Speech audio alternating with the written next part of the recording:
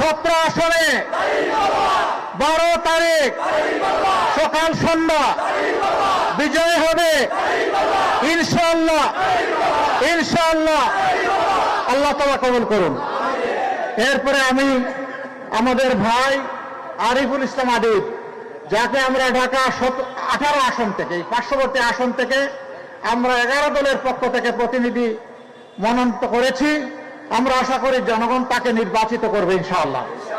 তার প্রতীক হচ্ছে শাপলাকলি। তার প্রতীক কি? প্রতীক আছে? কোনসে প্রতীক? কোনসে প্রতীক? সারাদিন 12 তারিখ বিজয়ের মালা ইনশাআল্লাহ।